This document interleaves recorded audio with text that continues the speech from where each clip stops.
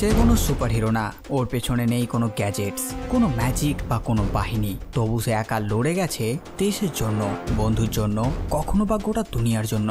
নাম তার Ethan hunt. IMF এর সেই এজেন্ট যার জন্য অসম্ভব শব্দটা শুধুই একটা চ্যালেঞ্জ। এবার তার সামনে এমন এক শত্রু যাকে গুলি দিয়ে মারা যায় না। এটা একটা AI, একটা সিস্টেম, একটা ছায়ার ভেতর লুকিয়ে থাকা ভয়ঙ্কর সত্যি। এটাই হতে পারে ইথানের শেষ মিশন।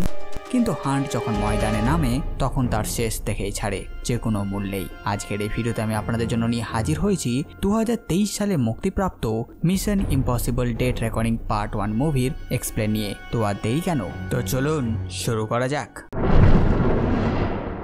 একটি রাশিয়ান সাবমেরিন অনেক দিন ধরে বহু দেশের নেভির পাশ দিয়ে যাচ্ছিল, কিন্তু তার কথা কেউ জানতেই পারে না, কারণ রাশিয়া তাকে নতুন AI সিস্টেম দিয়ে তৈরি করেছিল যার নাম এনটিটি।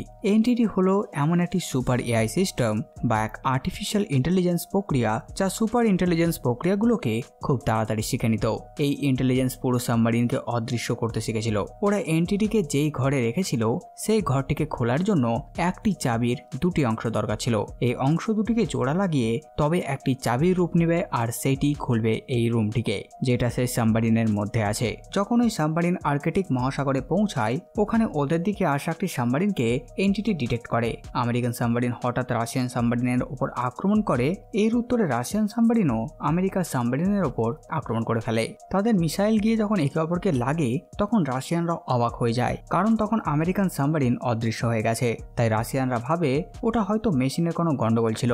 ঠিক তখন ওদের ওপর আবার মিসাইল এসে পড়ে, ফলে অনেক জোর ব্লাস্ট হয়, যার ফলে ওখানে থাকা সব লোক মারা যায়। আর ওই দুর্ঘটনায় এনটিটি চেম্বারের চাবির দুটি অংশ হারিয়ে যায়। কিছুদিন পর IMF এর সে এজেন্ট ইথান হান্টকে একটি মিশন দেওয়া হয়, চাবি দুটি খুঁজে এনে IMF কে দিতে হবে। সাথে এটাও বলা হয় এই চাবির অর্ধেক অংশ তার বন্ধু এলসার কাছে আছে, আর সে এক কোরিয়াকে মেরে চাবিটি আদায় করেছে। আর এখন এলসা আরবের মরুভূমি রব আলখালিতে আছে। এদিকে কিছু অ্যাসাসিন গেছে এলসার কাছ থেকে সেই চাবিটি কাটতে। তাই ইথান ওই অ্যাসাসিনদের পিছু করে আর এলসার ঠিকানায় পৌঁছায়, যেখানে এলসা লুকিয়েছিল। ইথান দূর থেকে এলসাকে ইশারা করে দেয় যাতে সে সতর্ক থাকে। দূর থেকে এলসা বুঝতে পারে ইথানই তাকে ইশারা করছে। ঠিক তখনই মরুভূমিতে ঝড় শুরু হয় আর এলসা ও ইথান মিলে ওই সব অ্যাসাসিনদের মেরে ফেলে। আর এই লড়াই এলসা মারা যায়। অন্যদিকে ওয়াশিংটন ডিসিতেও আমেরিকা রাষ্ট্রের গোপন বিভাগের গোপন এজেন্সিদের গোপন মিটিং হয়। এখানে হিউজিন ও বাকি সব অধিকারী ও রাষ্ট্রের গোপন ইন্টেলিজেন্সের চিফ ডেন লিঙ্কার এনটিটির ব্যাপারে সব বিবরণ দিয়ে বলে এনটিটি তার কন্ট্যাক্টে আসা সব তথ্যকে নষ্ট করে দিচ্ছে। ওটা আমাদের স্যাটেলাইট, স্টক মার্কেট, নাসা এই 3 সেনার মধ্যে অনেক গন্ডগোল পাকিয়েছে, আর এখন সে নিজেকেই চালাচ্ছে। ওই মিটিং এ ইউজিনও পৌঁছায়। এখানে ইউজিন সবাইকে বলে যে রাশিয়া ও বাকি সব দেশগুলি ওদের গোপন এজেন্সিদের এই চাবি খুঁজতে লাগিয়ে দিয়েছে, কারণ এই চাবির মাধ্যমে এনটিটি শক্তিকে কাবু করা যাবে অথবা শেষ করা যাবে। কিন্তু এই চাবিতে কি খোলে সেটার ব্যাপারে আমরা কিছুই জানি না। এই কথায় ডেন লিঙ্কার ইউজিনকে জিজ্ঞেস করে যে কি করে আমরা প্রথম এই চাবিটাকে আদায় করতে পারবো। এর উত্তরে ইউজিন বলে তার এক এজেন্ট ওই চাবির একটি অংশ এলসার কাছ থেকে নিয়ে আসছে, কিন্তু সে কখন কোথায় আসবে এটা সে জানে না। এরপর ডন লিঙ্কন এলসার ব্যাপারে জিজ্ঞেস করে, তখন ইউজিন বলে যে সে হত্যাকারীদের হাতে মারা গেছে আর এই চাবির আরেকটি অংশ এক ক্রেতার কাছে আছে, আর সে 72 ঘন্টার মধ্যে আবুধাবির এয়ারপোর্ট হয়ে কোথাও যাবে।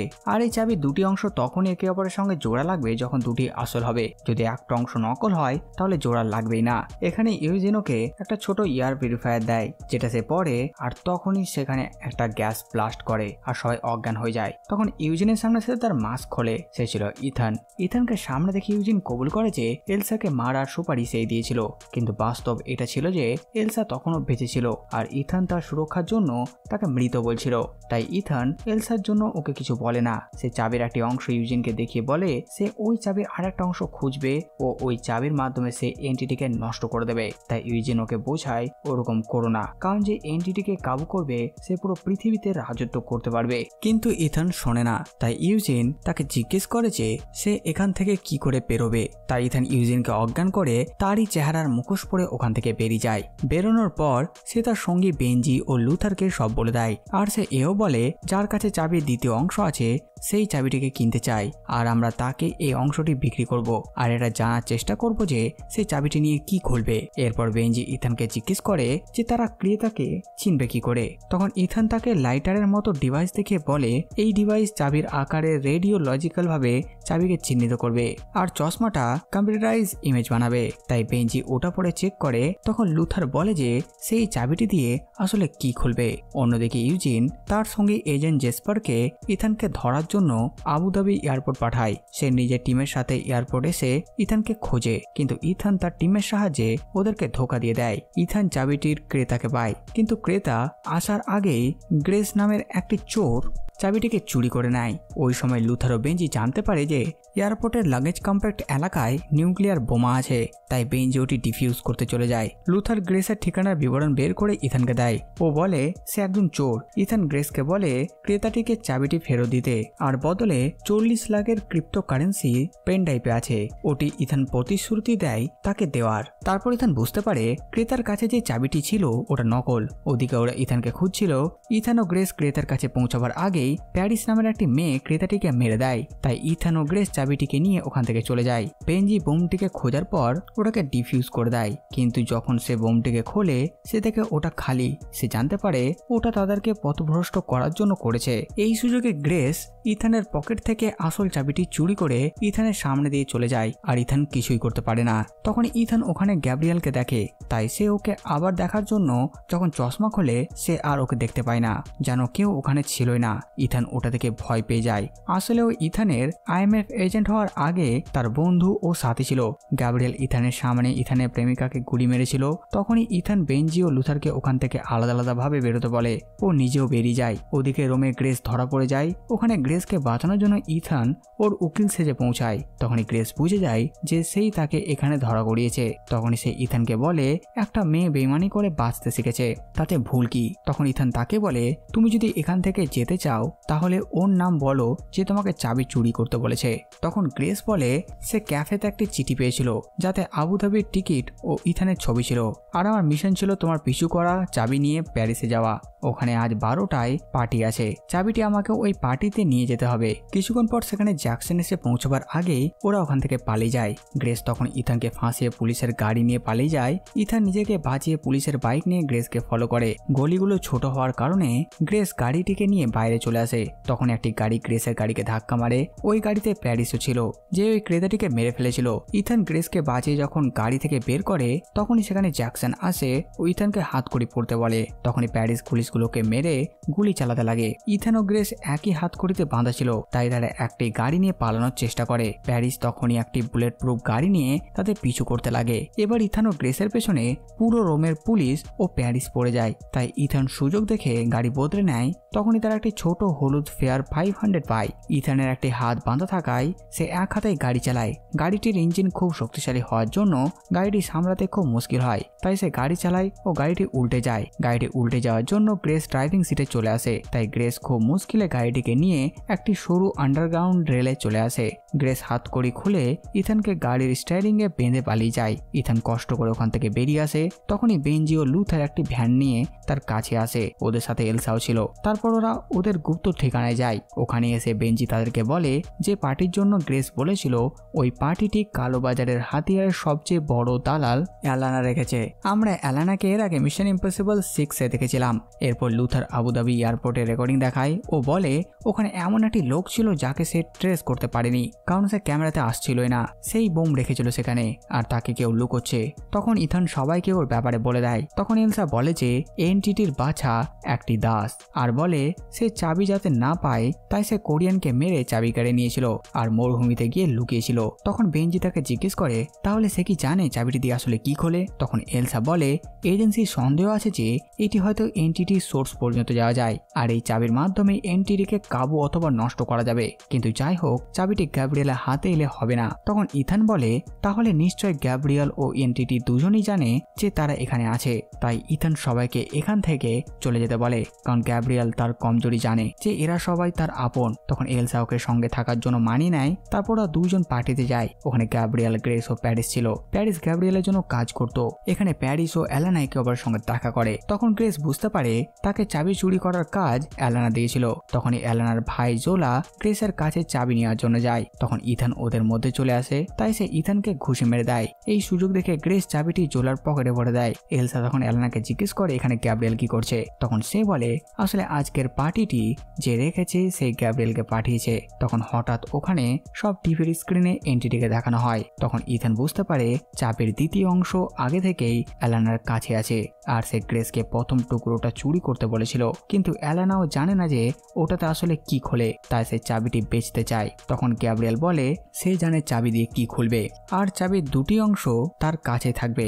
তখন অ্যালানা জিজ্ঞেস করে সে কিভাবে এত বিশ্বাসের সঙ্গে বলতে পারে। তখন গ্যাব্রিয়েল বলে এন্টিটি তোমাদের চিন্তা ভাবনা থেকে অনেক বেশি শক্তিশালী। সে লক্ষ লক্ষ লোকের চিন্তা ভাবনাকে গণনা করে এবং ঠিক উপায় বের করে, আর বর্তমান জীবনের কিছু জিনিস বদলে ভবিষ্যৎকে নিজের মতো তৈরি করে। আর সে বলে তুমি কাল যাকে এই চাবির দুটি অংশ দেবে সে কাল অরিস্ট্রাল এক্সপ্রেসে ইন্সবার্গ যাচ্ছে।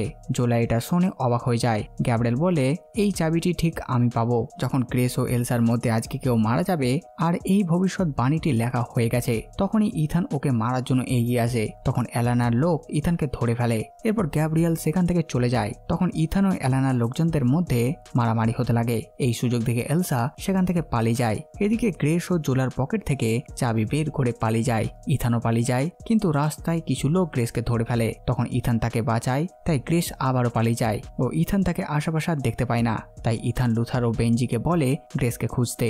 এরপর ওদের দেওয়া তথ্য অনুসারে ইথান গ্রেসের পেছনে দৌড়াতে লাগে, কিন্তু এনটিটি তার সিস্টেমে ঢুকে বেঞ্জির আওয়াজে তাকে শহরের অন্য কোনায় ফাঁসিয়ে দেয়, যেখানে প্যারিস ও একটি লোক তাকে হত্যা করার জন্য আগে থেকে প্রস্তুত ছিল।